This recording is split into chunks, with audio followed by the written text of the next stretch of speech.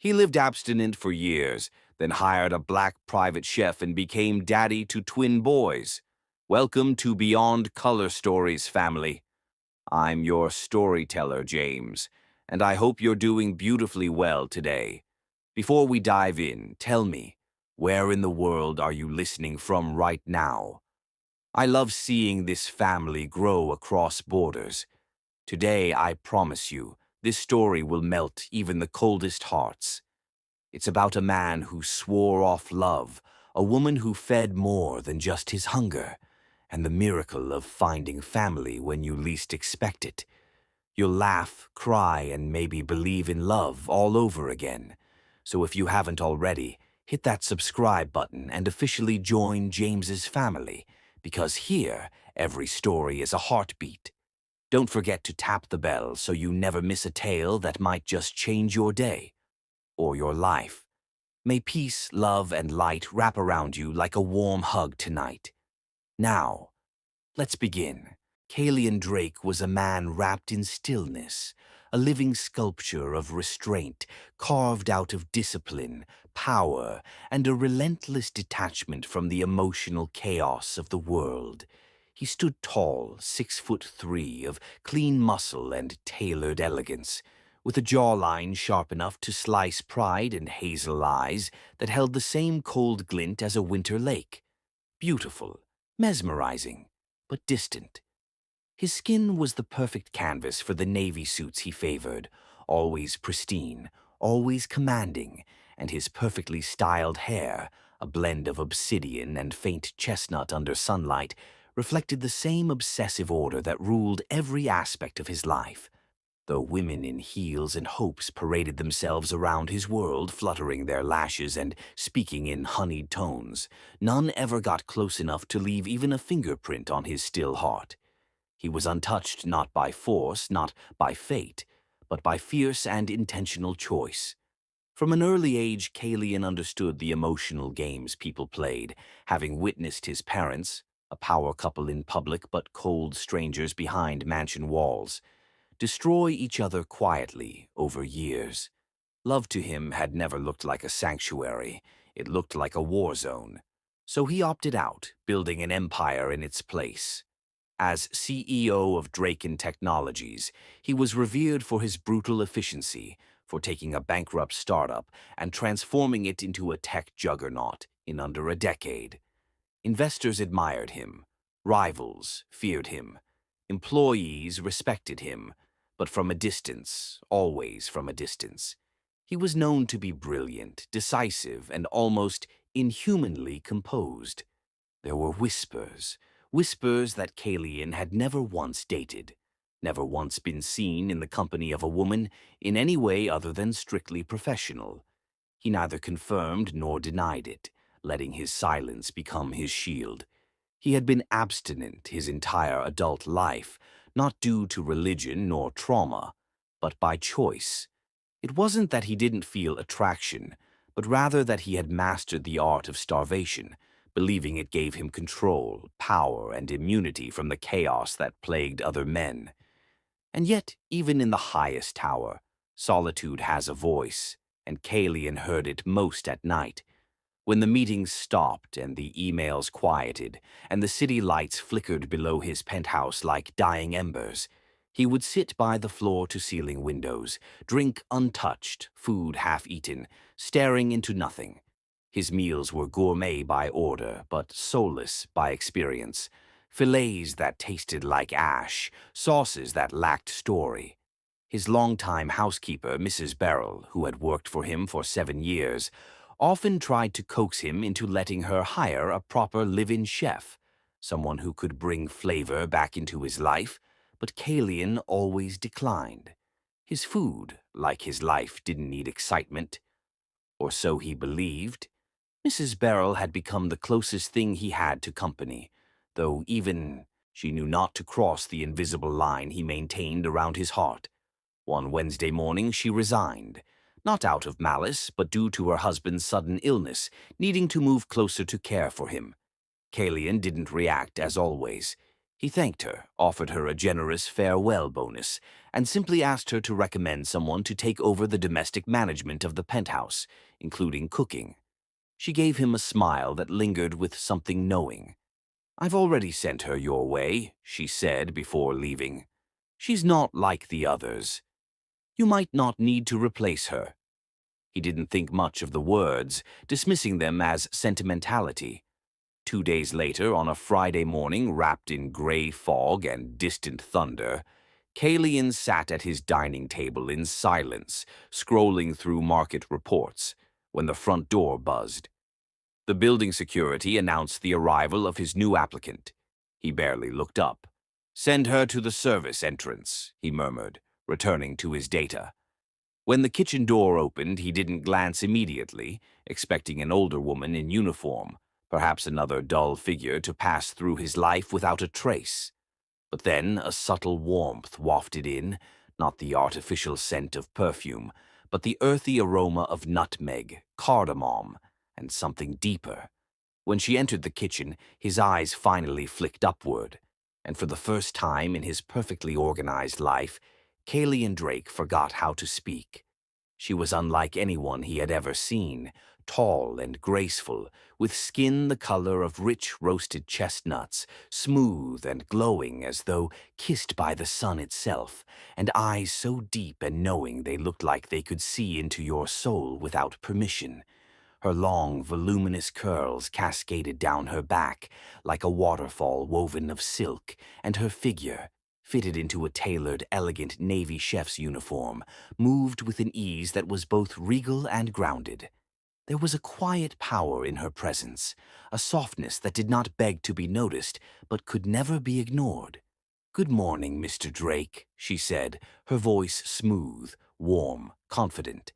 "I'm Serafina Eloe. I believe Mrs. Beryl spoke to you about me." Kalian did not reply immediately. He simply nodded, gestured for her to proceed, though his heartbeat, normally as disciplined as the rest of him, felt staggered. Serafina did not wait for approval. She opened her leather recipe folder and began unpacking ingredients from her satchel with precision and grace. Her movements were like choreography, each step a silent rhythm that filled the room with presence. Within minutes, the kitchen was transformed, not just by the smell of spices blooming in oil or the way her hands moved with purpose, but by the strange energy that settled over the space. Kalian watched from the edge of the marble counter, arms crossed, unable to focus on his tablet. He had no idea what she was making.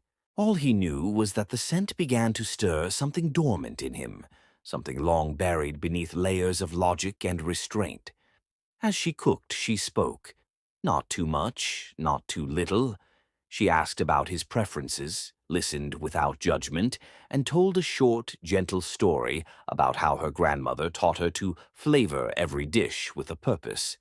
Her laughter was quiet but melodic, her smile serene. For reasons he couldn't explain, Kalian stayed. Normally, he would have returned to his office, leaving the domestic world behind the door. But he stayed. He watched her saute onions until they turned golden and sweet. He watched her blend fresh herbs by hand, not machine. He watched her taste, pause, adjust, and he felt something tugging inside him. When she finally placed the meal before him, a simple chicken stew with a twist of East African spice and coconut, paired with warm spiced bread, he took one bite, expecting nothing. But the taste, it wasn't just flavor. It was a story, a memory he'd never lived, a softness he'd never known. He looked up, meeting her eyes. "You're hired," he said simply, his voice low. Serafina smiled, calm and unassuming. "Thank you," she replied. And though neither of them knew it yet, that moment, small and still and wrapped in cinnamon and saffron, was the precise instant everything in Kalian Drake's life began to change. He didn't know then that this woman, with her quiet elegance and warmth, would unravel his solitude thread by thread. He didn't know that her touch would be the first he ever longed for, He didn't know that from the depths of his abstinent soul, love would rise, not loud, not sudden, but slow, like the scent of something simmering. That morning, all he did was taste her food, but soon he would taste something far more dangerous: hope. Kalian hadn't even realized how long he had been sitting still until the last spoonful of the meal cooled untouched beside his hand. But his gaze had never left her. This woman who had quietly stepped into his sterile world and lit a match beneath everything he thought he had secured behind walls of control. The quiet hum of the kitchen's soft lighting cast golden hues on Seraphina's skin, which looked almost otherworldly in its luster, and the calm confidence in the way she cleaned up after herself was just as captivating as the way she cooked, measured, adjusted, and poured herself into every motion. She didn't ask for validation. She didn't perform for approval. She moved like someone who knew who she was, who had long stopped asking for permission to be extraordinary. Kalian watched her rinse her utensils, the water flowing over her fingers, and for a moment his mind drifted. Not into lust, which he had always kept at bay like a disciplined soldier, but into awe, something much more dangerous, much more disarming. Seraphina glanced over at him once, her eyes meeting his with calm clarity, and gave a soft, unbothered smile that didn't tremble beneath his intimidating silence the way most others did. That smile lingered like perfume in the air, warm and steady, pulling something from deep within his chest, something that didn't have a name in his vocabulary of reports, algorithms, and quarterly growth. When she stepped away from the stove and crossed the floor, her every movement fluid, hips swaying with elegant restraint, posture perfect yet soft. He remained utterly still, not out of disinterest but out of a kind of startled reverence.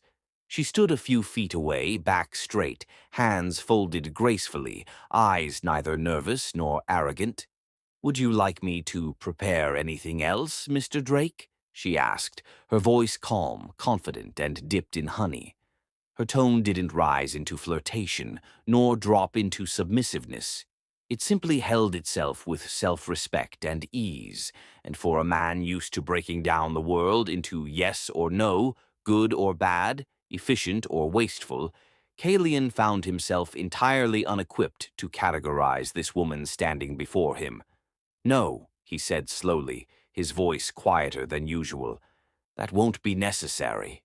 He paused, then added with a clarity he didn't expect, "You're hired." Seraphina gave a slight bow of her head, the corners of her lips curving just enough to acknowledge his words, but not enough to make a scene of them. There was no dramatic gasp, no burst of fake gratitude, just a woman who clearly knew her worth and had no need to embellish it. "Thank you," she said simply, and turned to gather her things. He didn't know why he stood when she did, but his legs moved before his thoughts could catch up. Something about the stillness of her presence made even his usual detachment feel loud and clumsy. As she reached for her satchel, he noticed the way her fingers moved over the leather strap, delicate yet purposeful, and when she slung it over her shoulder, it felt as if she were not just carrying ingredients, but something far heavier and more sacred. A life filled with stories she had no intention of spilling carelessly. Kalian rarely offered instructions in person, preferring to relay them through assistants or typed memos, but something about her made him want to speak directly. "You'll start tomorrow," he said. "7 a.m. sharp.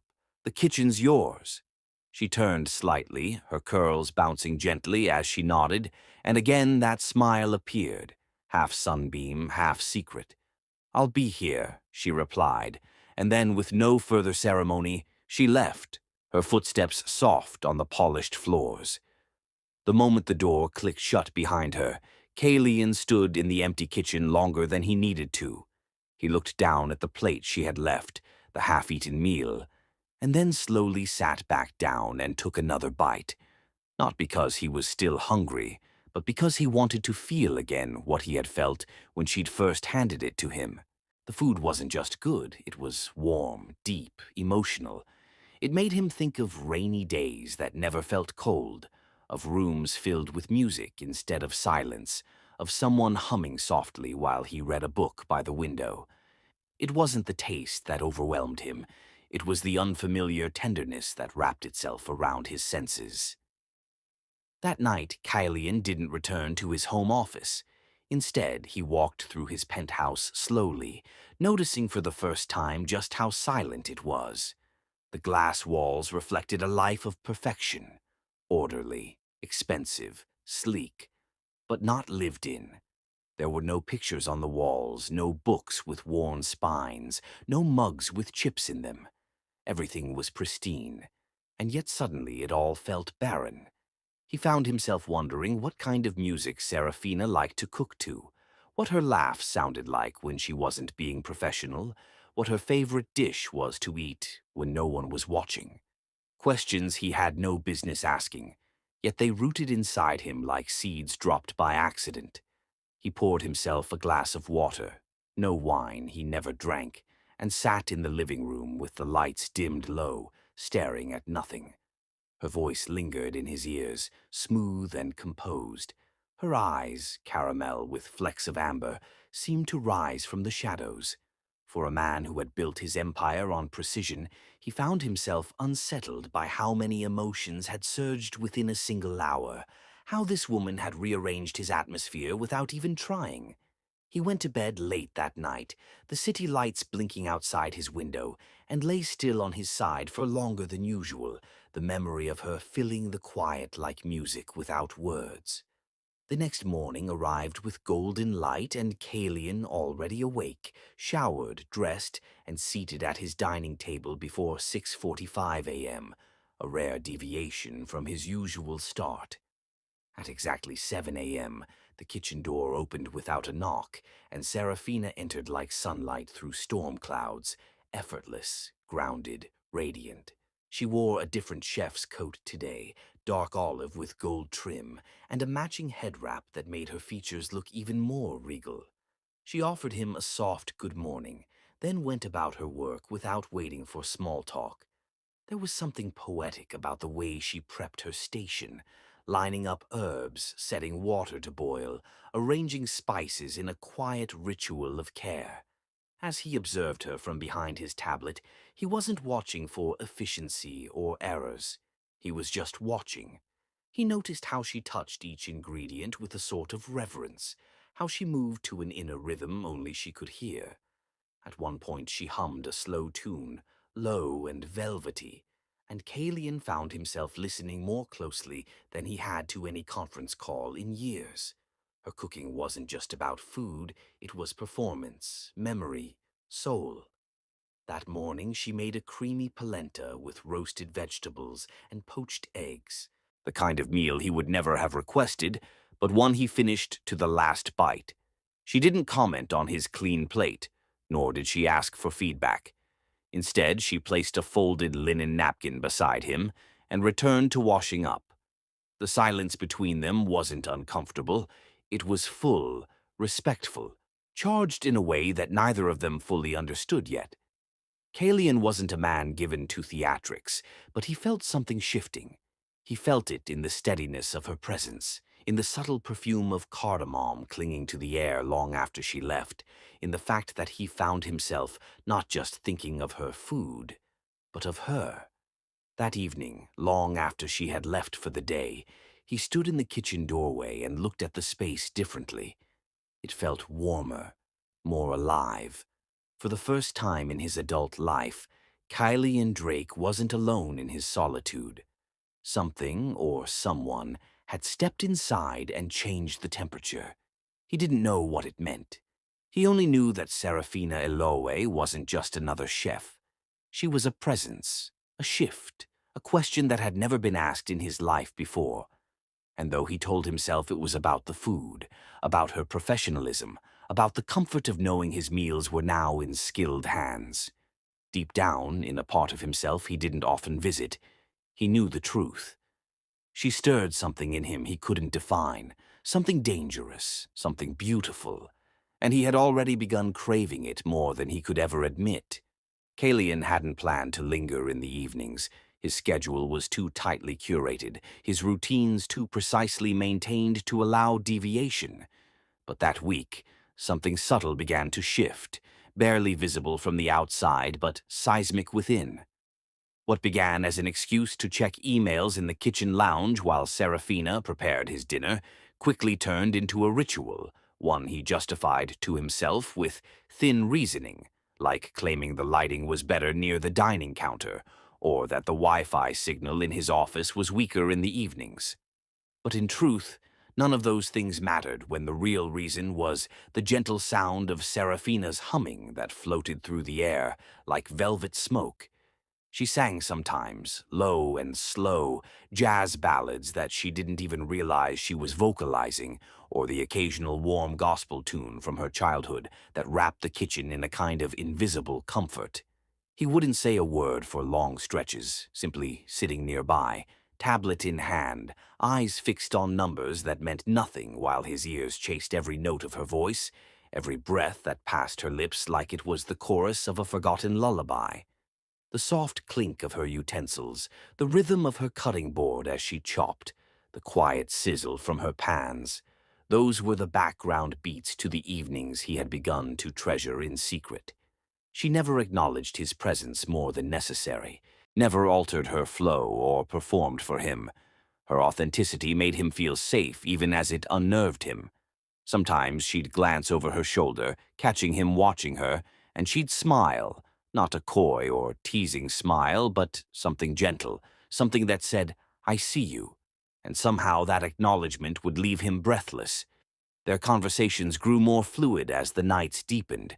She would ask about his preferences, yes, but also occasionally speak of her day, a memory, or a funny mishap in a grocery store. He responded carefully at first, offering only slivers of himself. But each night those slivers became pieces, and the pieces became pieces he didn't mind giving away. One evening she asked him, without warning or hesitation, what his favorite childhood dish was. He paused. No one had ever asked that before, not in a way that made him feel like the answer mattered. "Molten cocoa pudding," he said finally, voice quieter than usual. "My mother made it once a year, on my birthday. She didn't cook anything else herself, ever. Just that." He didn't elaborate. He didn't need to. Serafina gave a soft nod, eyes warm with understanding, and continued chopping herbs, not pressing him further. He thought the moment had passed. But the next evening, as he returned from a late virtual board meeting, the scent of rich, dark chocolate and warm vanilla greeted him like an embrace at the threshold of the kitchen.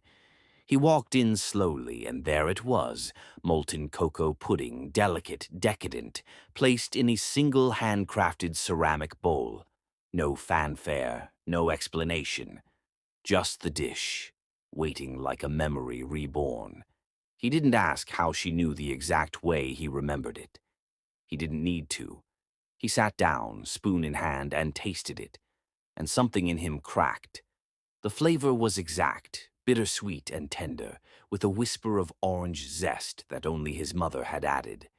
His throat tightened, though he didn't cry.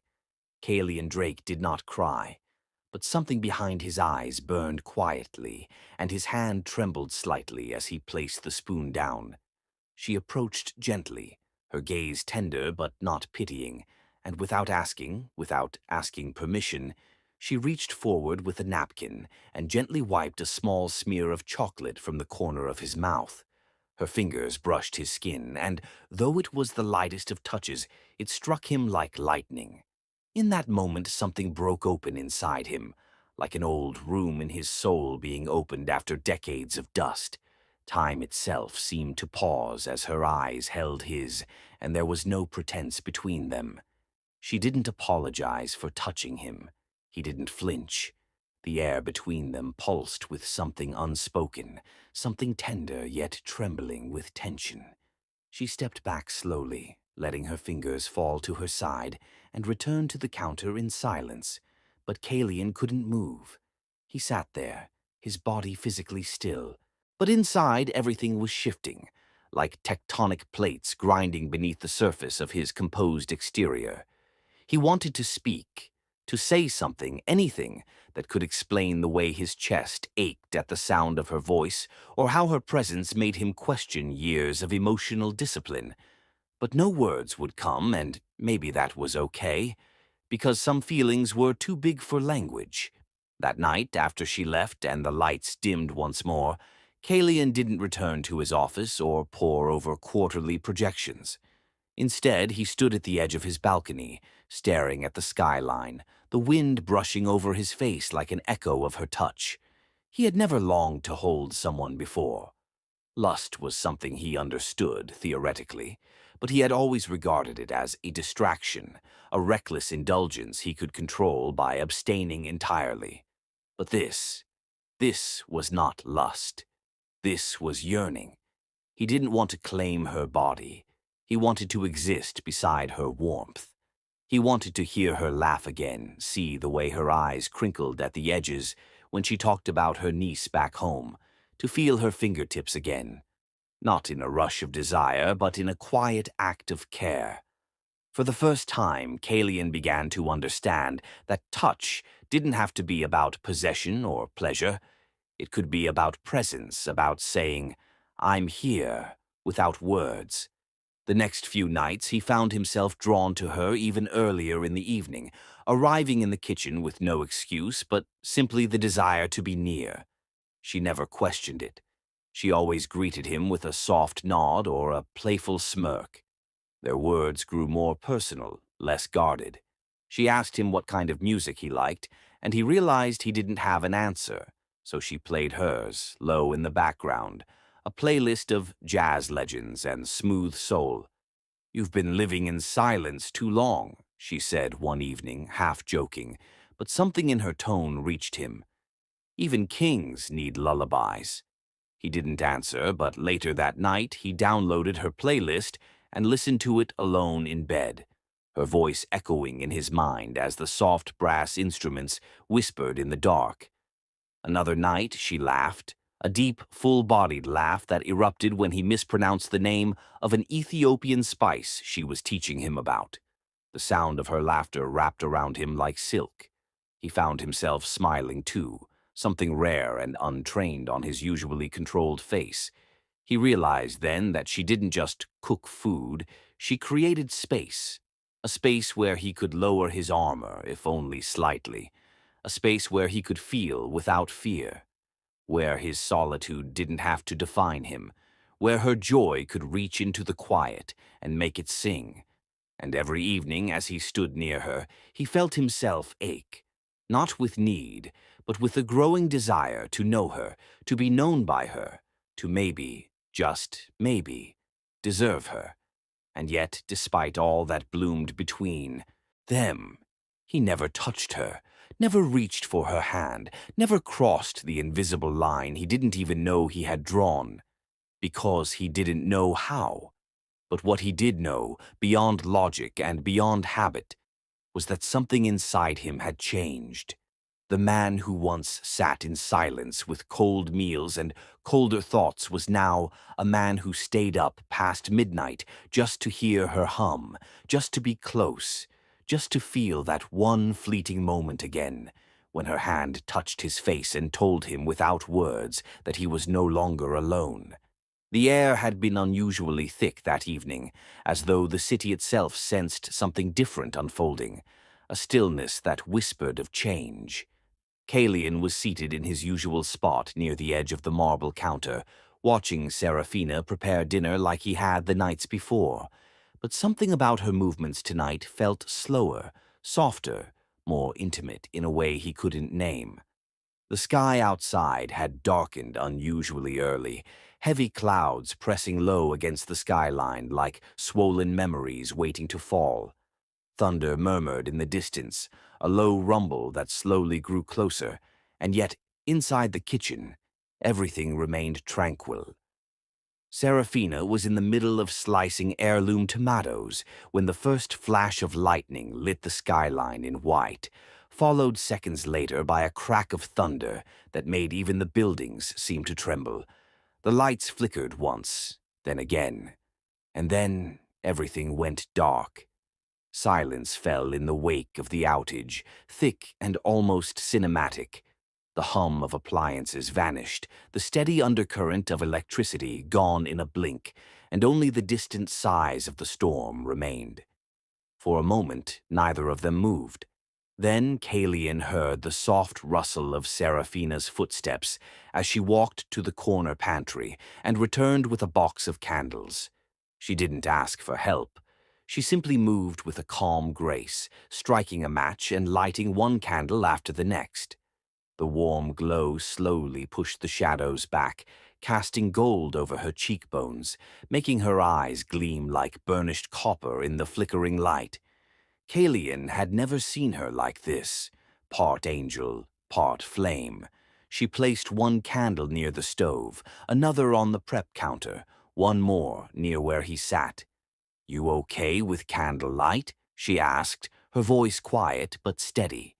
He nodded, his throat tight with something he didn't quite understand. The room felt different now, not just in lighting, but in mood, in depth. It was as if the power outage had removed more than electricity. It had stripped away the barriers between them, leaving only truth. She resumed her cooking, improvising the meal without a word of complaint, her silhouette moving in and out of light like a painting come alive.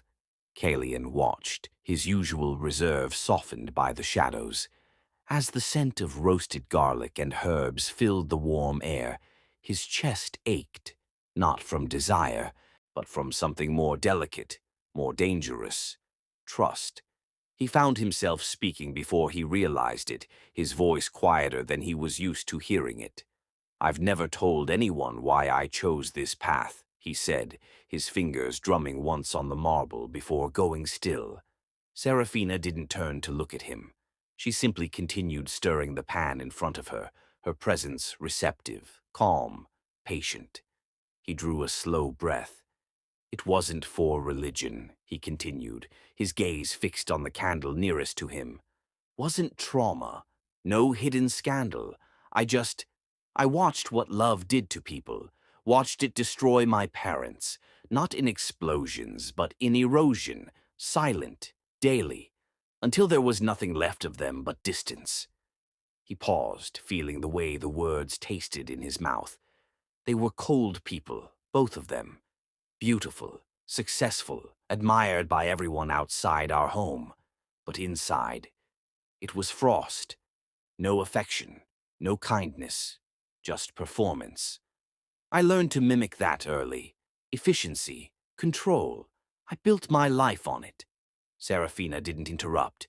She didn't nod or gasp or interject.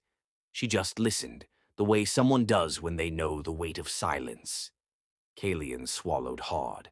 "I thought if I stayed untouched, I'd stay untouched by the wreckage. If I kept everything at arm's length, nothing could rot from the inside." He let out a soft breath that could have been mistaken for a laugh. "Turns out, solitude has a sound, and I've been hearing it louder lately." Seraphina turned slowly then, her face illuminated softly by candlelight, and walked the short distance between them. She didn't speak, didn't offer platitudes or philosophies. She just reached out her hand, slowly, deliberately, and placed it gently over his. Her palm was warm, her fingers soft but steady. And when their skin touched, Kalian didn't flinch. He didn't pull away. Instead, something inside him quieted, like a tightly wound cord being released one string at a time. Her hand wasn't asking, it was offering, and he accepted it without needing to say a word. In that single moment, something decades in the making began to shift. Not broken, not shattered, just unlocked. He stared at their joined hands, the way her skin looked against his, the way her thumb moved once, gently, across his knuckles as if memorizing their shape. The silence between them wasn't empty. It was full of every word he'd never dared to speak, every moment of longing he'd never dared to feel. And she filled it not with answers, but with presence, with truth. The storm outside had grown louder, rain now pattering softly against the windows, lightning painting shadows along the walls. But inside that kitchen, surrounded by flickering flames and warm aromas, Kalian felt safer than he'd felt in his entire adult life. The air had changed. The world had tilted. Something sacred passed between them, invisible but undeniable. He looked up at her slowly, his hazel eyes softer than they'd ever been, and she met his gaze with quiet strength. No need to speak. They were already speaking in the language of silence, in the way her fingers curled just slightly around his, in the way he didn't let go. And in that still, golden-lit moment, Kalian Drake knew without question that his heart, long silent, long guarded, had chosen her. The next morning brought with it a lightness Kalian had never experienced before, a strange yet welcome stillness that settled in his chest, not like emptiness, but like peace. The memory of her hand over his still lingered in the pulse beneath his skin, a phantom warmth that grounded him throughout the day like a secret thread tied to something real, something alive. He had meetings to attend, numbers to analyze, reports to approve. But through it all, his mind kept returning to the soft candlelight, the echo of thunder, and the sound of her breath beside him as he opened himself in a way he had never dared to. And she had received every word without judgment, had held his hand like a sacred vow, and not once had she demanded more than he could give. That alone had carved a place for her inside him, deep and tender. By the time evening arrived, the storm had passed, leaving the city washed clean, the sky brushed in pale gold. Serafina was already in the kitchen, as always, humming to herself while preparing dinner, and something about the way she stood there, bathed in amber light with her curls pulled back in a silk wrap and her hands moving with care, made Kalian pause in the hallway just to look at her without being seen. He didn't understand what was growing inside him, only that it was changing everything. After dinner, instead of retreating to separate corners of the penthouse like usual, she invited him to the rooftop herb garden, a place she'd quietly tended in her spare time, bringing life to a space he had once thought of as purely decorative. He followed her without question, drawn not just by curiosity, but by the gentle gravity of her presence. The garden was soft in the twilight, rows of fragrant green under hanging string lights that swayed in the light breeze, casting golden flickers over her smooth brown skin as she walked barefoot between the planters. This place needed a soul, she said, kneeling to pinch a few sprigs of thyme. So I gave it one. Kalian watched her in silence, his heart thudding low in his chest, his body still yet buzzing with energy. He crouched beside her, their shoulders nearly touching, and together they moved quietly, harvesting herbs for tomorrow's meal. It was peaceful, earthy, simple, and somehow sacred. At one point she reached for a basil stem, and so did he. Their hands met, not collided, met. Skin to skin, electric and still. Neither of them moved. She looked up first, her eyes wide and shimmering in the soft light, and then he followed, slowly lifting his gaze to hers. His breath caught. He didn't smile. He didn't speak. He just looked at her, every shield falling without noise. He held out the basil leaf, his fingers trembling just slightly, and she took it, her fingertips brushing against his. That touch, so brief, was all it took. It was not premeditated. It was not logical. It was not part of any plan. It simply was. He leaned forward, so gently, so slowly, as if giving her the space to move, to retreat, to say no. But she didn't. She didn't flinch. Her eyes softened instead, lips parting slightly, breath steady. And then their lips met. It was a kiss not born of hunger or desire, but of quiet, unbearable tenderness.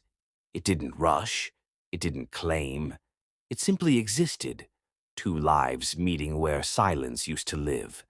His hand rose instinctively, not from learned gesture, but from something deeper, brushing the curve of her cheek with the back of his fingers like she might vanish if he gripped too hard. Her hand found his chest, resting over his heart, and he knew she could feel it, wild and frantic and alive in ways it had never been. The world blurred, the light swayed, the basil in her hand fluttered to the ground.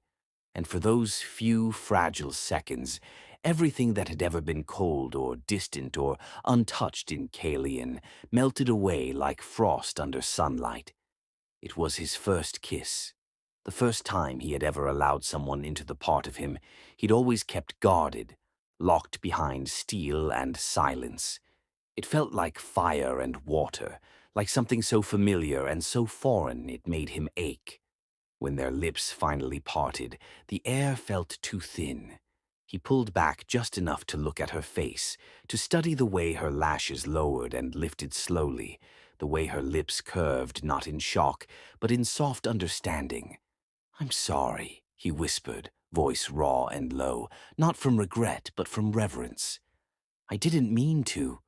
She placed a finger gently against his lips, quieting him with a look that spoke louder than any word. "You didn't do anything wrong," she whispered, her voice a hush against the evening. And somehow, that made his heart break open all over again. They didn't speak much after that. There was no declaration, no frantic conversation to define what had happened. Instead, they simply sat side by side on the bench near the lavender bush, her head eventually resting against his shoulder, his arm carefully settling around her back. The stars appeared overhead one by one, their light distant but steady, like old promises finally being fulfilled. Kalian sat there, completely still, and yet inside he was trembling, because he knew what this meant. Not just the kiss, not just the silence that followed, but what had taken root. Love. Not the wild, reckless thing he'd always feared, but the slow, intentional kind that plants itself deep, grows silently, and transforms everything it touches. That kiss was not an accident. It was a beginning. And though they didn't speak of it as they returned inside, her hand lingering just a little longer on the door, his eyes holding hers a second too long, everything between them had changed. He could feel it in the way she moved, in the way her smile lingered, in the way his own chest felt too full and too light at the same time. That night, as he lay in bed staring at the ceiling, he replayed the kiss over and over, every breath, every angle, every second where her lips met his, and rewrote everything he thought he knew about closeness. And even though he had kissed her once, his soul was still kissing her in memory, again and again, long into the night. He didn't need to chase the moment, didn't need to claim it. It had already happened. It already belonged to both of them. In a world built on silence, one kiss had spoken volumes. The night after their first kiss lingered in Kalian's chest, like a melody he couldn't stop humming, soft and haunting, a rhythm that followed him even into the cold geometry of boardroom meetings and the sterile glow of spreadsheets. That kiss hadn't unraveled him. It had settled him, rooted him, made the world feel less sharp around the edges. And though he didn't speak of it, and she didn't mention it aloud, something between them had changed irrevocably, quietly shifting the foundation beneath their feet into something softer, sacred. In the following days, he found himself searching for new ways to be near her, not out of obsession, but from a yearning so tender, it embarrassed the part of him that still clung to stoicism. He began leaving his office earlier, not with fanfare, but with silent intent, finding small excuses to drift into the kitchen before she left for the evening. She'd smile at him when he entered, not with surprise, but with the knowing comfort of someone who had already made space for him in her world. One evening, while watching her prune the rooftop herb planters, he saw her pause beside a dying row of rosemary. She sighed, brushing her fingers over the leaves with a subtle ache in her eyes. That look stayed with him. The next day, while she was out gathering groceries, Kylian made a call, not to a landscaper, but to a friend who designed healing gardens for trauma clinics. He didn't want anything commercial or curated. He wanted something real, something for her. Within days, the rooftop transformed, not just expanded, but reborn. He oversaw every detail. He learned the difference between lavender varieties, approved trellises for flowering beans, and had jasmine and ylang-ylang woven into the corners because he remembered her once saying those scents reminded her of her grandmother's porch. When she arrived one evening to find the space utterly changed, rows of herbs from thyme to lemongrass, a raised wooden bed for vegetables, trailing vines climbing the fencing, lanterns that shimmered like fireflies, she stood at the threshold in silence. Kalian watched from behind, suddenly nervous, not because he feared she wouldn't like it, but because he wanted her to feel how deeply she mattered. She turned to him, eyes wide, lips parted in disbelief, and she whispered just one word. "Why?" He stepped closer, his voice low but unwavering. "Because you've made every part of my life bloom. I wanted to return the favor." She didn't speak again. She simply walked to him, slowly, and slipped her arms around his waist. He held her without hesitation, drawing her into his chest, and in that quiet embrace between soil and sky, the unspoken became understood. That garden became their haven, not in name, but in soul. On weekends, when no meetings loomed, Kalian would roll up his sleeves and help her repot herbs or pull weeds, learning to recognize the bite of arugula and the velvet softness of lemon balm under her guidance. They cooked together in the outdoor kitchen he had installed beside the garden wall, laughing over burned garlic or arguing over the best way to chop parsley. Once he spilled an entire pot of tomato sauce down the side of the prep counter, staining his expensive slacks, and she laughed so hard she cried, wiping her eyes with flour-dusted fingers while he stood there speechless and red-eared. That laugh, genuine and wild, etched itself into his marrow. Sometimes, after cleaning up, they'd play old records from a Bluetooth speaker she hid behind the basil pots. Her favorite was Nina Simone's "He Needs Me." When it came on, everything slowed. One evening, without speaking, he took her hand and led her to the open center of the garden, where the soft light from overhead lanterns mimicked stars. There, in the middle of blooming thyme and fresh mint, they danced. No choreography, no plan, just slow steps, arms wrapped around each other, her head on his shoulder, his cheek resting against her hair. She fit there, like she was always meant to. He held her as if she were made of porcelain, not because she was fragile, but because she was rare, and she clung to him like someone who had found solid ground after years of swimming. He had never touched a woman before her, but with Serafina nothing felt forced. Every brush of her hand, every press of her palm against his chest, every kiss they shared among the flowers, it all felt like truth. Their kisses deepened over time, not in hunger, but in knowing. He learned the rhythm of her breath before her lips parted. She learned the way his fingers hesitated just a second before they moved to cradle her face. They shared kisses laced with honey, with longing, with soft reverence that had nothing to do with lust and everything to do with reverence. At times, they'd simply sit beneath the jasmine, knees touching, sipping tea and exchanging stories about their pasts, Kalian slowly unraveling, pieces of his history he thought he'd buried too deep, and Serafina offering her own tales, sometimes humorous, sometimes heavy. They learned each other's silences, understood the pauses between words. Some nights, when words felt too small, they simply rested together, her head against his chest, his hand over her spine, their breathing synced as the garden whispered around them. Those moments were louder than any declarations. He once told her, his voice thick with vulnerability, "I used to think abstinence meant staying empty. But now I know. It just meant I was waiting for the right soul to pour into." She didn't reply.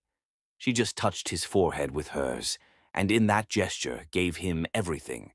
That garden, filled with rosemary and sweet alyssum, basil and clematis, became their chapel, where love wasn't performed, but lived. Not once did Kalian question his choice to remain untouched for so long. It wasn't a lack. It was a waiting, a readiness. And now, with Seraphina's laughter in his lungs, her scent in his clothes, her soul mirrored in his eyes, he knew. This was not the breaking of abstinence. It was its fulfillment. He didn't just want her body. He craved her soul. And every time they stepped into that garden, every time their fingers brushed while harvesting thyme, or their eyes met across a flickering flame, he was reminded. He hadn't been alone all those years. He had been waiting. For her. Kalian woke before dawn, his mind already racing with the secret Seraphina had whispered under the moonlight, a confession that had reshaped every pulse of his heart. The sheets still held the warmth of her body and the echo of her voice as she trembled and spoke the words that turned his world upside down. I'm pregnant, with twins. Even now, as the first pale light crept through the curtains, he could feel the weight of that truth lying softly against his chest, a promise of life neither of them had dared to imagine until this moment. He rose carefully, every muscle alive with awe, and stood by the window overlooking the city's sleeping towers, breathing in the hush of early morning. His fingers trembled as he reached for his phone, not to check messages or market updates, but to text her simple words, I love you. Then he paused, realizing that even 4 characters could never capture the depth of what he felt. Without a thought, he returned to their bed, where Seraphina lay curled against the pillows, the gentle curve of her belly more miraculous than anything he'd ever built in his boardrooms. She stirred as he knelt beside her hair fanning out like a dark halo, her eyes heavy with sleep but bright with something new. Hope. He took her hand and pressed it to his lips, feeling the faint tremor of life beneath her skin, the flutter of tiny hearts beating in time with his own. Tears welled in his hazel eyes as he whispered promises before the children were even born, to protect them, to love them unconditionally, to build a world where they would always feel safe and cherished. Seraphina reached up, brushing the tears from his cheeks with a tenderness that mirrored his own, her smile both exhausted and radiant. She whispered back, her voice low and sure, We're going to be okay. He nodded, swallowing against the lump in his throat, and leaned forward to kiss the gentle swell of her belly, amazed that something so small could hold such power over his soul. All day, Kylian moved through his penthouse in a dreamlike state. Every task, every call, every decision carried the weight of new life growing within Seraphina. He found himself speaking of the twins in board meetings, surprising even his closest associates with the pride that warmed his tone. When investors questioned his focus, he simply said, I have a family now, and watched their expressions soften as though that single declaration had revealed the real man behind the empire. Meanwhile, Seraphina spent her days selecting fabrics for the nursery, painting walls in soft hues of gold and sage, and reading aloud stories she imagined sharing with their children. Kalian accompanied her to every decision, standing by her side in the empty room as she traced swirls on the freshly painted walls, his strong arms wrapping around her from behind as he whispered confidences of his own, fears, hopes, and the unshakable certainty that their love would guide them through every storm.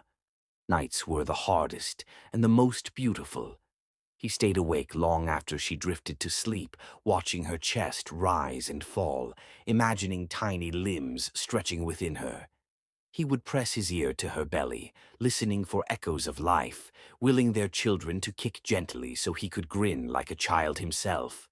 And when the movements came, a soft flutter or a rhythmic pulse, he would hold his breath, tears slipping down his cheeks in silent gratitude. There were moments of vulnerability neither had anticipated. Serafina's body changed, her strength tested by waves of nausea and exhaustion, and Kalian learned the true meaning of compassion as he brought her ginger tea at dawn, held her hair back when she felt unable to stand, and massaged her back late into the night.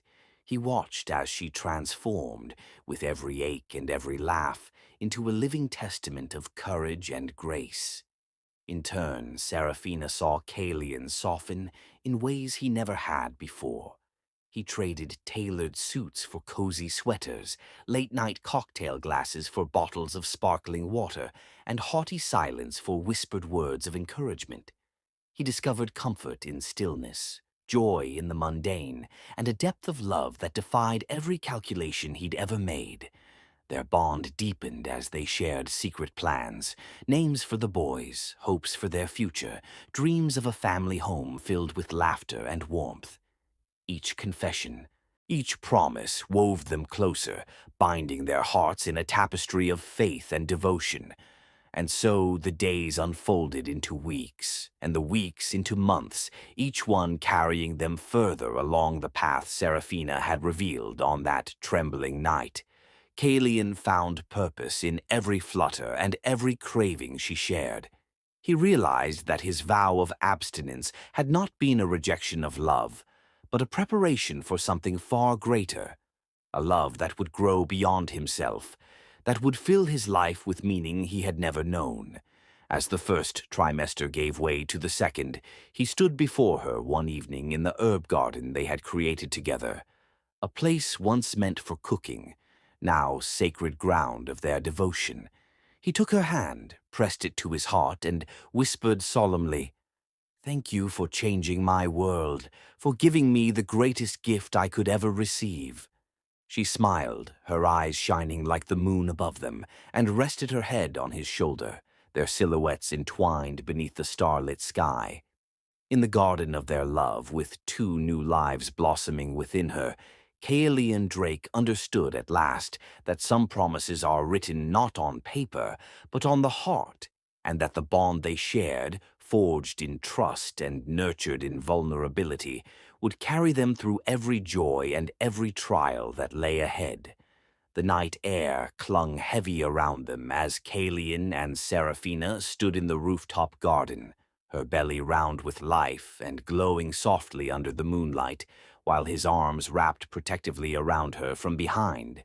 And for a rare moment, everything felt quiet, safe. But that stillness shattered by morning, broken not by thunder or argument, but by something far colder. Headlines. The story exploded across screens and social feeds with venomous glee, twisting the truth into a spectacle. Black chef carries abstinent CEO's twins, gold digger or queen. The words scrolled like knives across news tickers, and the images that accompanied them, paparazzi shots of Serafina entering their building, grainy zooms of her walking beside Kylian in the garden, painted their love as scandal, not sanctuary. Serafina was awake before the sun, staring blankly at the screen in the kitchen as notifications poured in. Comments crawled under the article like insects, some cruel, some mocking, some racial, most dismissive. "He's just another billionaire in a scandal. She's playing the long game." "That's not love, that's PR. She trapped him. Watch how fast she gets that payout." Her hands trembled around the ceramic mug she held, the mint tea untouched, her appetite stolen by the storm outside their penthouse walls.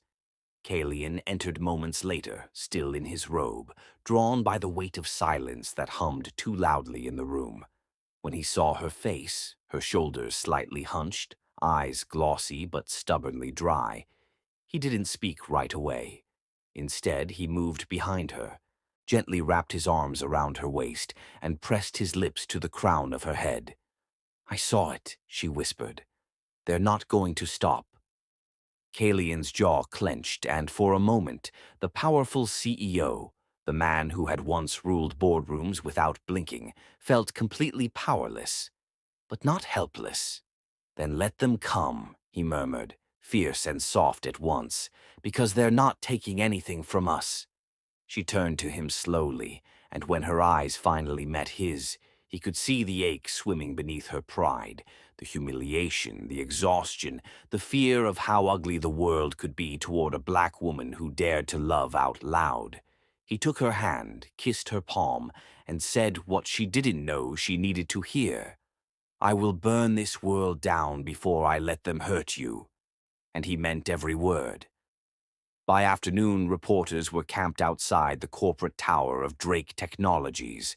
News vans angled for the perfect shot, and questions flew like arrows when Kalian emerged in a navy suit, Serafina beside him in a simple green dress that hugged her figure and framed her strength. The cameras clicked like gunfire. "Kalian, is it true she's having twins? Are you stepping down? Was she your employee when you got involved? Is this really love?" Kalian didn't flinch. He held Serafina's hand, guided her to the microphones, and took his place at the podium as though the chaos couldn't touch him. His voice, when it rang out, was low, sure, and carved in steel. "Yes, Serafina Elo is carrying my children. She is not my employee. She is my heart, my partner, my future, and the mother of my sons." A silence fell over the crowd, deep and stunned. "Any implication otherwise is not only false," he continued, "it's a reflection of society's failure to understand what real love looks like when it doesn't fit the mold of power and race and narrative. I chose abstinence to protect myself from a world that devalues intimacy. She taught me to feel again, to live again. And if the cost of loving her is your judgment, I accept it." Murmurs rippled through the crowd, but Kalian didn't waver. That same afternoon, his board called an emergency meeting. Some pleaded, others threatened. "Fire her. Distance yourself. Protect the company." But Kalian leaned back in his chair, stared down the men and women who had once admired his discipline, and smiled without humor. "If your concern is profit over people," he said, "then I'm not your CEO anymore." He submitted his resignation on the spot, and walked out, free, furious, and in love. That night, the media exploded again, but this time it was a war of images. One photo of Kalian kissing Serafina's hand in the garden, another of him holding her face as if the rest of the world didn't exist, and finally a video snippet of his press conference that quickly went viral. "She is my heart." The phrase trended worldwide, a battle cry for lovers who had been doubted, shamed, or erased. Still, the backlash didn't die instantly. Rumors clung like smoke. Gossip sites twisted timelines. Talk shows debated motives. But Kalian stopped hiding. He and Serafina walked hand in hand to the grocery store.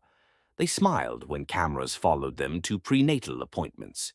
And when a stranger yelled a slur at Serafina in a parking lot, Kalian turned, stepped in front of her, and said only 2 words. "Say it again." The man walked away.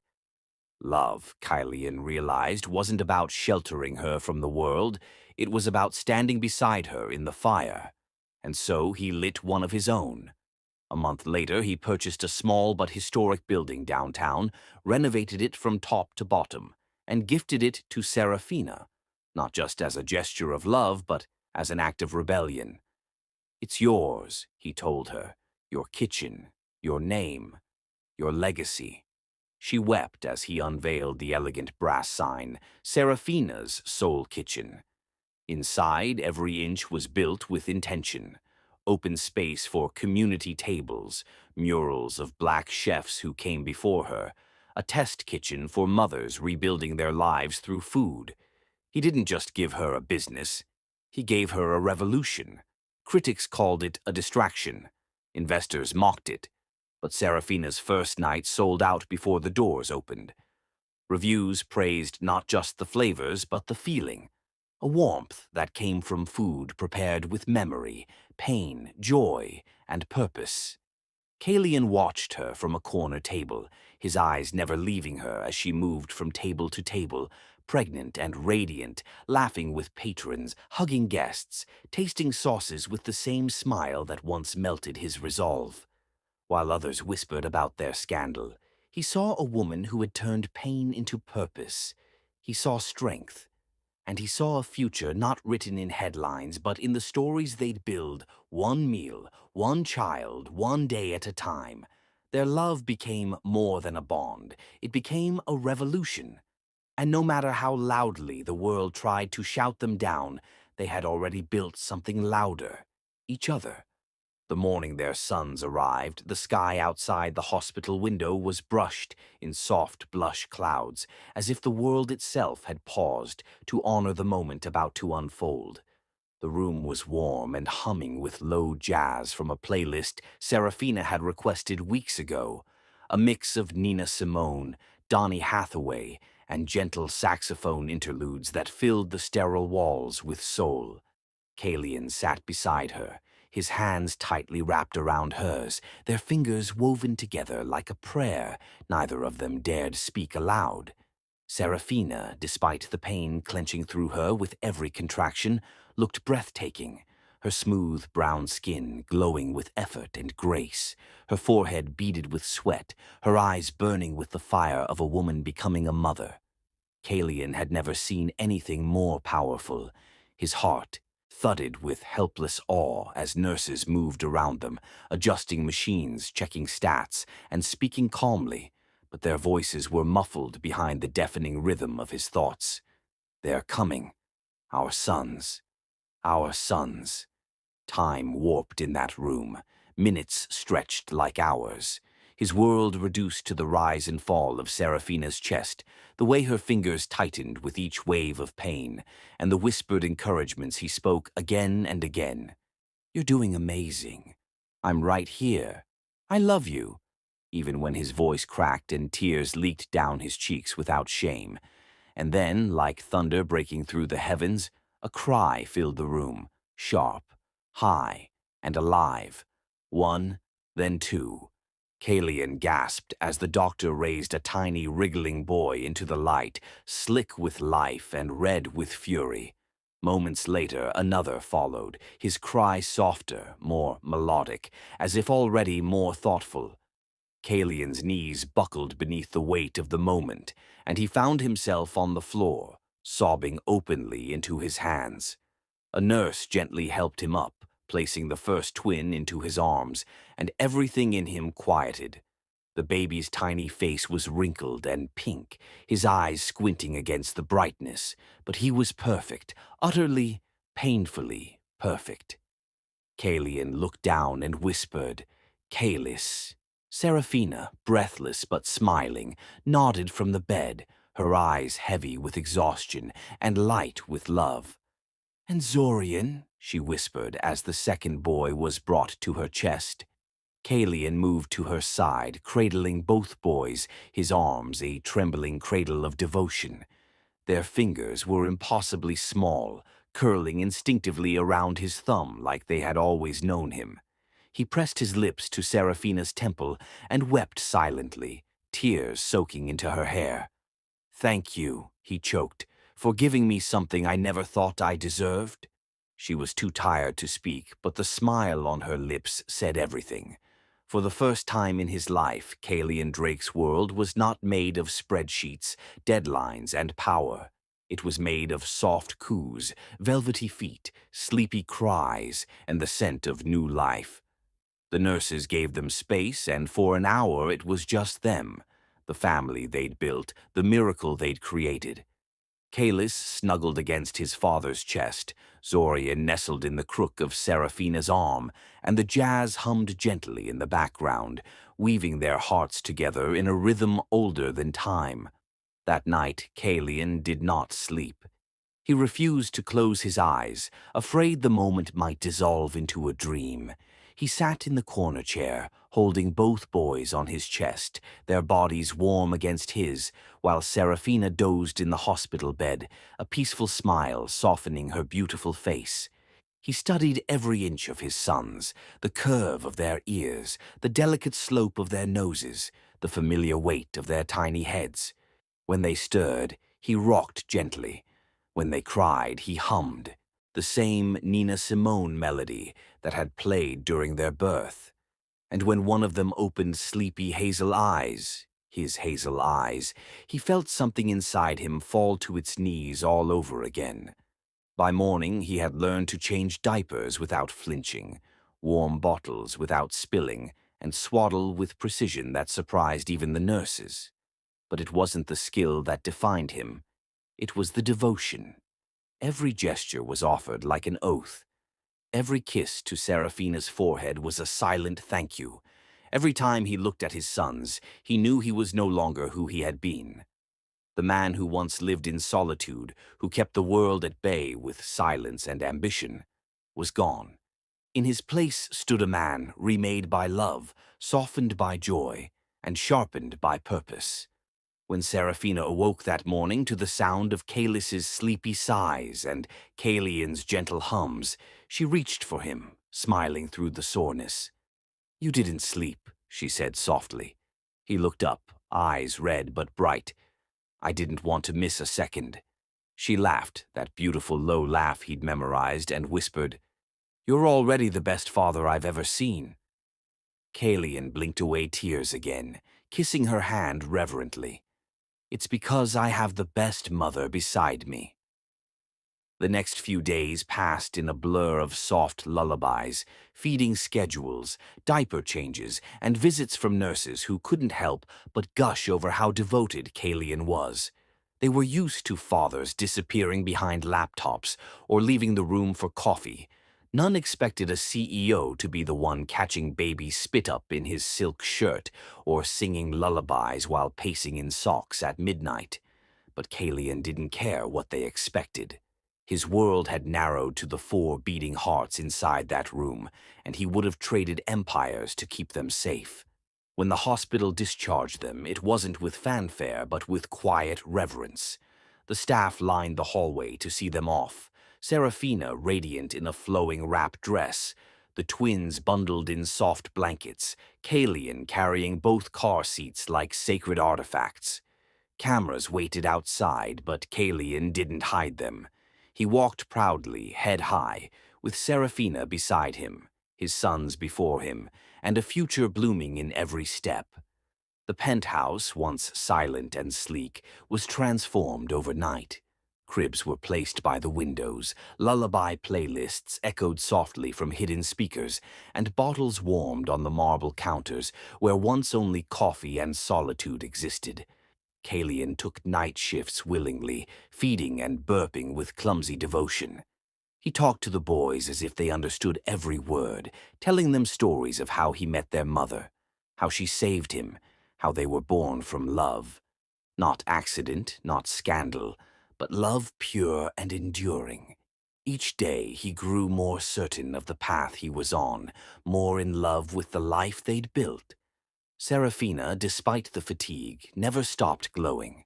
Motherhood wrapped around her like a royal cloak, and Kalian often caught himself just watching her, feeding the twins with one arm while reading a recipe book in the other, her face a portrait of quiet strength. He found excuses to kiss her every chance he got, forehead, cheek, shoulder, like her presence alone was a miracle that hadn't yet settled in his bones.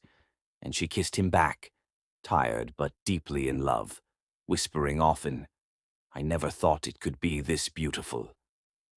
Their sons grew stronger with each passing day, and Kalian tracked every milestone with the precision of a man who once lived for data. First smile, first yawn, first stretch that looked like a hug. He filled notebooks with notes, pictures, doodles of their future adventures.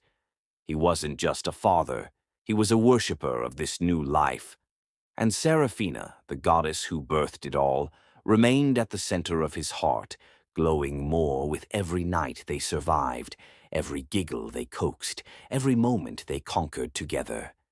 Kalian Drake had built towers and industries, but nothing compared to the empire he now held in his arms, built not from steel and numbers, but from skin, breath, and love. The nursery was bathed in golden lamplight as Kalian stood over the twin cribs, watching Kalis and Zorian dream, their tiny breaths rising and falling in a rhythm that soothed something ancient in him. He didn't speak, he simply listened, memorizing the soft gurgles, the twitch of fingers, the peace that floated in the quiet of midnight. Behind him, Serafina leaned against the doorway, her robe tied loosely at the waist, her silhouette glowing with the grace only motherhood and love could create. He turned, and when their eyes met, neither said a word. They didn't need to. Something passed between them that was deeper than sound, something shaped by every moment they had survived, every promise they hadn't spoken aloud, but already lived. In that silence, Kalian knew it was time, not because of obligation or pressure, but because his soul couldn't take another day of not calling her his wife. She already was, in every breath, every beat of his heart, every glance that lingered too long when she wasn't looking. But now, he wanted the world to know what his heart had been whispering for months. She is mine. And not in possession, but in bond, in future, in name, in forever. The next evening, after ensuring the twins were fed and snuggled safely under warm blankets, with the baby monitor lit beside them, he took her hand and led her up the stairs.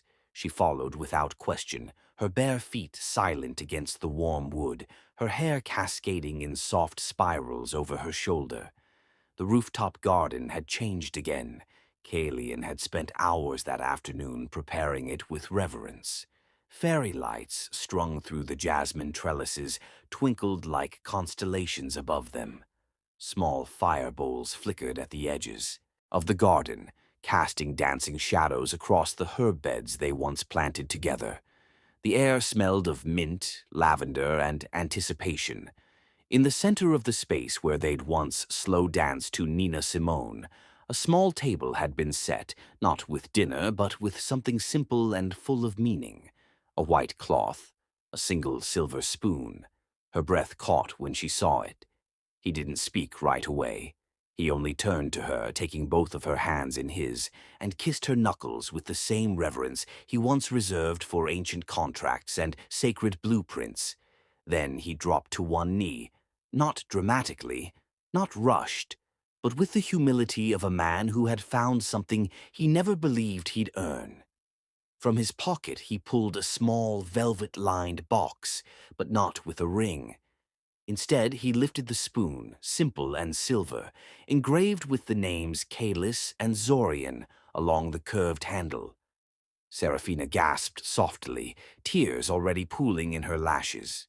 "You fed my soul," he began, his voice low, trembling but steady, "long before you gave me our sons.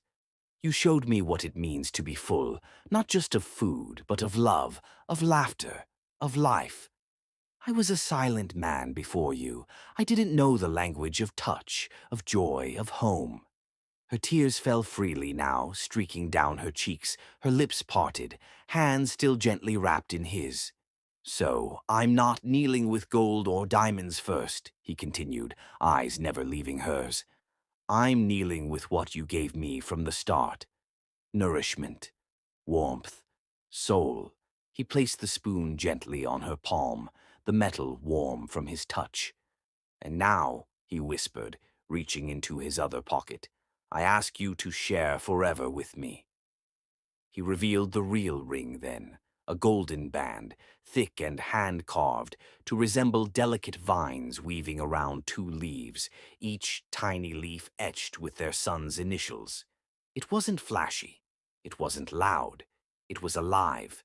Serafina let out a sound that was half laugh, half sob, and dropped to her knees before him, the spoon clattering softly to the grass as she cupped his face in her trembling hands. "Yes," she said, her voice barely audible over her joy. "Yes, before you even asked. Yes, when you looked at me in the kitchen. Yes, when you kissed me in the garden. Yes, when you held our babies. Yes, Kalian. Yes. He slid the ring onto her finger with hands that shook slightly, and then he kissed her, slow, sure, tasting her tears and joy and the shared rhythm of their hearts. They stayed like that for a long while, tangled in each other under the stars, the fairy lights glowing above them like fireflies caught in time. Later that night they danced again, barefoot in the garden, Serafina resting her head against his chest, her arms circling his waist. No music played this time, only the wind, only their breath, only the symphony of everything they had built with tenderness. A few weeks later they married in that very same garden, transformed into an intimate paradise. No guests in black tie, no media frenzy, no spectacle. Just the four of them. Kalian wore a crisp cream suit, barefoot, his curls swept back, his eyes locked on Serafina as she walked toward him in a lace gown that moved like whispered poetry. She held Zorian in her arms, while Kalis was strapped to Kalian's chest in a soft gray wrap, both babies yawning softly, unaware they were part of something sacred. They exchanged vows under a trellis of rosemary and jasmine, speaking softly with no need for microphones or rehearsed declarations. Serafina said, "You gave me the space to be seen, to be heard, to be loved without shrinking. And I will spend the rest of my life feeding your heart like you fed mine." Kalian, tears shining in his eyes, replied, "You rescued me from silence, taught me how to feel without fear, and gave me sons that turned my soul into light." Their rings, both wrapped with vines, were slipped onto fingers already bonded by 1,000 silent moments of devotion. After the vows, they didn't walk down an aisle. They danced, slow and swaying, twin giggles breaking between them as the boys cooed and wriggled. Kalian kissed her shoulder. Serafina rested her head on his cheek. They were already home. Their first meal as husband and wife wasn't catered or extravagant. It was a basket of food Serafina prepared herself the night before. Rosemary chicken salad, warm honey cornbread, chilled berry tea, and tiny apple crumbles shaped like hearts. They fed each other between baby coos, laughing at crumbs and spilled tea, their joy stitched into every bite. As the sun set and their boys fell asleep on a blanket beside them, Kalian and Serafina lay in the grass, her head on his chest, his arm wrapped around her waist, the golden band on her finger glinting in the fading light. "You still afraid of touch?" she whispered teasingly. He kissed her hair and murmured, "Only when it's not yours." She laughed, that rich, soul-deep laugh, and curled closer to him. The abstinent man who had once lived in a fortress of ice now lived for her warmth, her kiss, her scent, her smile. In her he had found not just love but purpose, not just desire, but devotion. And in the firelight of that garden, with stars as witnesses and two tiny miracles breathing nearby, Kalian and Serafina began their forever. The evening sun cast long golden streaks across the garden that had once held vows and fairy lights, now shaded with overgrown jasmine and the sound of twin laughter echoing in the distance. Kalian stood barefoot in the herb patch, sleeves rolled up, eyes scanning the thyme and rosemary bushes that had outgrown their borders, smiling to himself as he plucked a sprig of mint and crushed it between his fingers. The scent curled upward, earthy and fresh, reminding him of another time, another season when love first arrived on silent feet in his kitchen. Behind him, Serafina's voice rang out, soft and melodic, calling the boys in from their playful mischief. Kalis came running first, his curls bouncing as he clutched a wooden spoon like a sword, cheeks flushed from chasing his brother around the house. Zorian followed, quieter but just as quick, his arms filled with herbs he'd collected from the garden beds, as if they were buried treasure. "Mama wants these for dinner," he said, holding them up with pride. and Kalian bent down, ruffling his head with that gentle strength only a father could carry. "Then we better not keep her waiting," he whispered, lifting both boys up by their waists as they squealed with laughter, carrying them back toward the house that had long ago stopped being just walls and wealth. It was home now, not because of marble countertops or sprawling glass windows, but because love had baked itself into every corner, every floorboard, every breath of the place. Inside, the air was warm with the scent of cinnamon and melted butter, the kitchen alive with quiet jazz and Seraphina's soft humming. She stood at the counter in her apron, curls pulled into a loose bun, flour dusting her hands and a smudge of it on her cheek that Kalian would later kiss off. She was preparing their Sunday ritual: warm rolls from scratch, roasted rosemary chicken, and honeyed carrots from the rooftop planters. Their cooking day, always reserved for just them, had started 3 years ago when the twins were old enough to stir batter and count ingredients, and since then it had become the sacred rhythm of their family. Kalian stepped in, set the boys down gently, and moved behind his wife, sliding his arms around her waist as he nuzzled her neck. She leaned into him without hesitation, her body still fitting against his like two puzzle pieces that had always belonged. "They brought you mint," he murmured. "Zorian says it's for magic soup." She chuckled, tilting her head as he pressed a soft kiss behind her ear. "Then we better make magic, shouldn't we?" Kalian grinned, reaching for a pan with one hand while the other stayed curled around her hip. "We already did." The boys climbed onto their little stools, ready with their mismatched aprons and child-sized utensils, shouting suggestions for the menu as though every ingredient carried the weight of royal decree. "More cinnamon," Kalis declared. "Let's add lemon like last week," Zorian chimed in. Seraphina glanced at Kalian with a smile that had only grown more radiant over the years, her eyes sparkling beneath tired lashes. They didn't always sleep well anymore.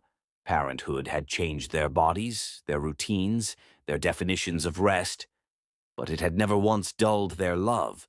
If anything, it had carved it deeper, made it wiser.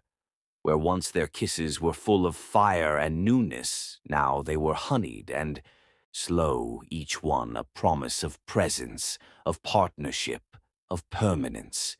Kalian mixed while Seraphina stirred, their shoulders brushing, their laughter rising like steam from a perfect broth. The boys argued over who would set the table first, until Kalian distracted them with a mock-serious task. "Only the strongest twin may carry the butter tray." And Seraphina watched it all unfold, with a quiet joy she'd never imagined would be hers. Later, with the table set and sunlight dimming into dusk, they sat together, Kalian carving the chicken with practiced hands, Seraphina pouring lemonade into glasses the boys had decorated with stickers and washable paint, and the twins humming tuneless songs in between bites of bread.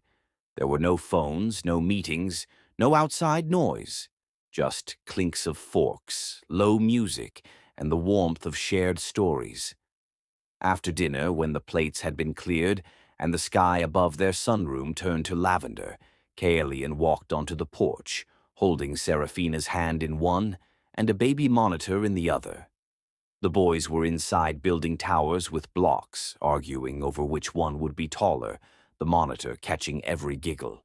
They sat on the swing Kalian had built the summer before, the vines of clematis climbing the pergola behind them, and she leaned into him as the last light touched the horizon. "Do you ever miss who you were?" she asked quietly, her fingers tracing circles on his palm. He thought about that for a long breath before answering. "No," he said, "because I'm still him. Just, with all the ice melted." She smiled, kissed the underside of his wrist, and let her head rest against his chest. "We're good," she whispered. He nodded, pressing his cheek to her curls. "We're better than good. We're real." And they were. They weren't the loud kind of love that needed the world to applaud.